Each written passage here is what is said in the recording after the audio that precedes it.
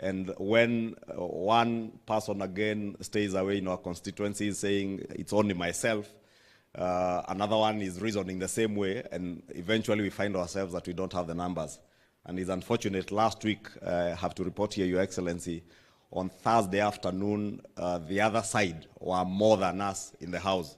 In fact, at one point, the leader of minority approached me to close debate on the affordable housing bill. Of course, knowing that if we closed at that point, they had the numbers. But we should be able to conclude that business tomorrow. Hopefully, on Wednesday afternoon, we get into third reading.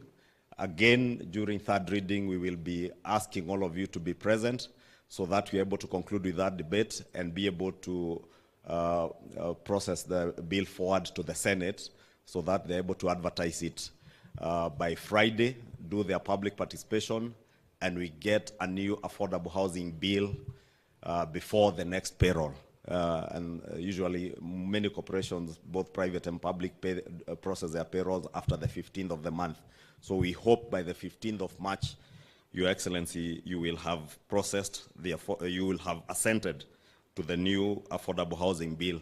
We also have regulations. I know CS Nakumisha has been working very hard, taken the health laws regulations through public participation, and we expect that will also be coming before the House, both houses this time. We also have a number of bills that are in the Senate, especially touching on agriculture, critical bills, and I know the Honorable Aaron Cheruiyot will be speaking to some of those. Your Excellency, in conclusion, let me take this opportunity to also thank members of our cabinet who have been very diligent. I know there are many cabinet secretaries who have not had time to come before the House with the amended standing orders to answer to questions and statements. At times, because many of the questions that will be processed will touch on a few critical areas, energy, education, I know CS a number of times, roads, and of course, security. I know CS Kindiki has also been there quite a number of times. There also have been issues to do with human-wildlife conflict, and those, the ministers in charge of tourism have also had an opportunity. There are many others who have not had an opportunity. We are making efforts to make sure that you find an opportunity. I will not encourage you to go the Margaret Thatcher regime way, where there was a scandal that was called Cash for Questions, where cabinet secretaries would pay members of the House of Representatives to ask questions so that you may be able to come and answer them. But we, in the leadership, will make sure that whenever there is a question that touches on any of your departments, for those cabinet secretaries who have not had the opportunity to appear before the House, to be able to prioritize those particular ministries to come before the House. Lastly is to request our cabinet secretaries, every time you find an opportunity to come and answer to a question or to a statement requested by a member of parliament, please take that time as also an opportunity to espouse on government policy. And maybe, for instance, I don't know, CS Eliud Owalo has not been there, for instance. If you get an opportunity to answer to a question, take that opportunity to also challenge us as members of parliament to also be a bit quick in pushing through government agenda, especially something like the ICT hubs. It's a perfect opportunity to come and speak to members of parliament and to the country, because you have almost a whole hour on TV free of charge. So it's a very good opportunity to also use that to espouse on government policy and push our agenda and market our agenda to the people of Kenya. And I hope many of you who have that opportunity this year will make use of that time in the House. It doesn't harm to talk to us, to generate questions on your behalf.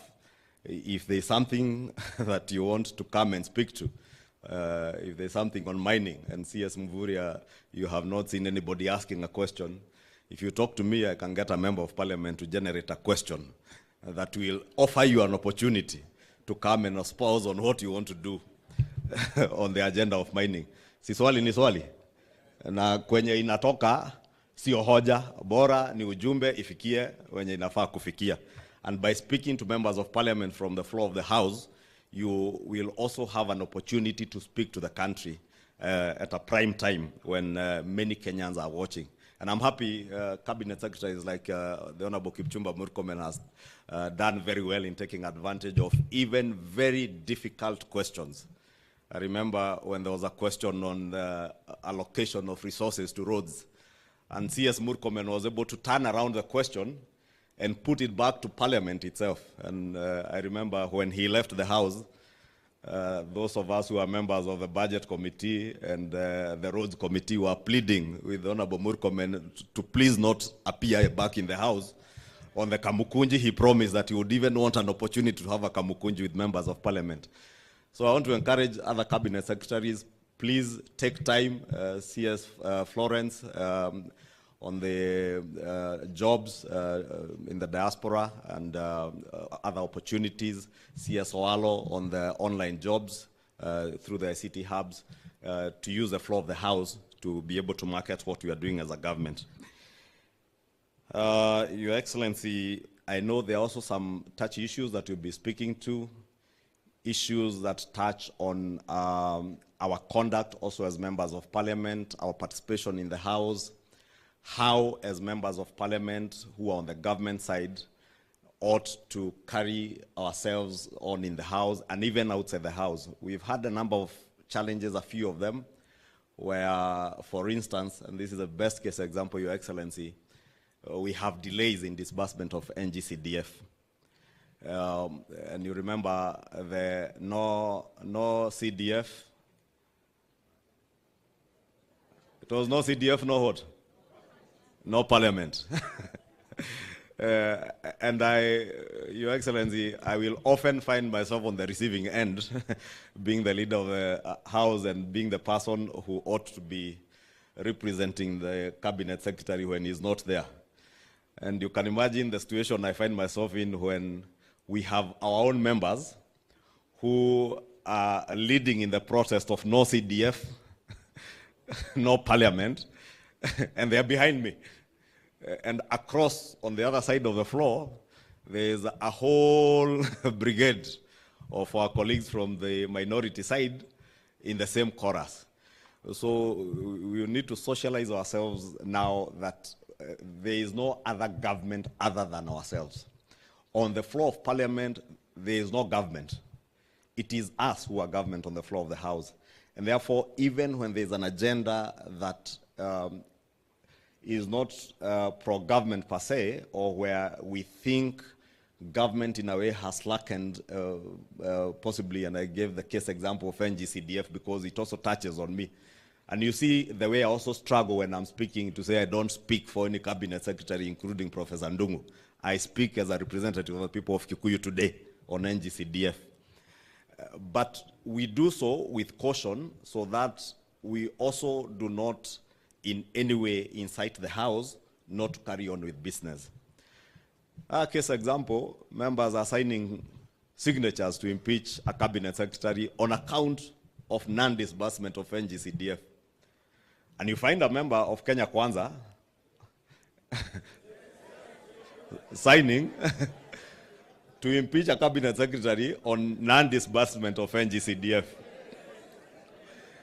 And it is within our right.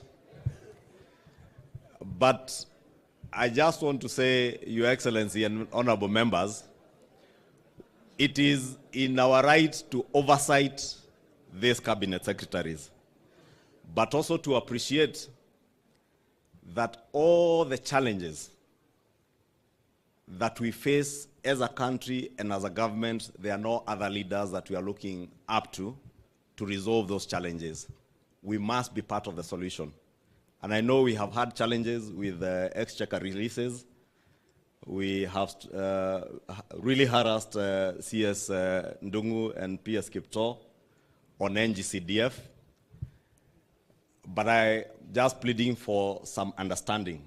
In fact, Your Excellency, I was engaging a number of us, a number of chairs of committees, and reminding ourselves last year, which was the second session after the elections, and when just before we did our first budget, we will all remember the first NG-CDF disbursement was done at the end of February, the very first one.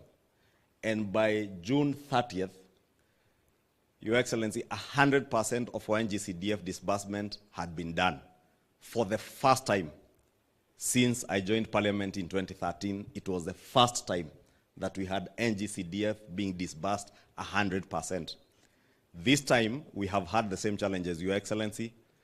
The first disbursement of NG-CDF was done early January, 10 billion shillings, and the CS National Treasury has committed to a disbursement of 10 billion shillings every month to ensure that by the end of the financial year again, we have 100% disbursement of NG-CDF.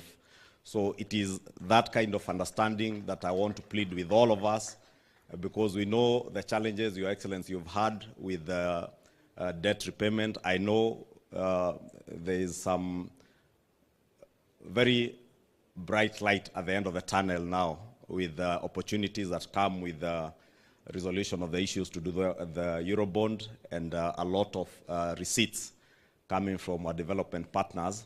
The exchequer releases will be more efficient than they have been. And these challenges, Your Excellency, are not just in Parliament, and that's why I thought it was fair that I raise this matter here, because I know these members of Parliament also have a lot of pressure, including myself, from our constituents, when NG-CDF disbursements are late and children are waiting for bursaries. But we must also not forget that the first disbursements that were done, I think, to the Ministry of Education, touched on capitation to our schools.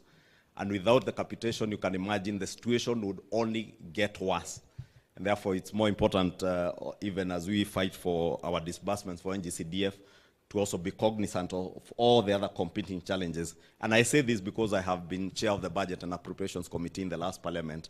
And I'm certain if Honorable Dindi Nyoro stood here on Honorable Kimani Kuria, our chair of finance, they would tell members the same, because they have a view of the situation as it is in the country.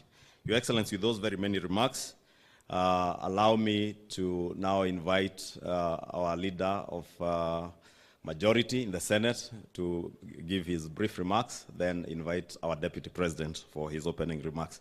Thank you, and God bless you, and wish you all a good engagement throughout the day. And for the Cabinet, who will be here for another 2 days, all the best in your engagements. Thank you. Thank you, Kimani. Your Excellency, the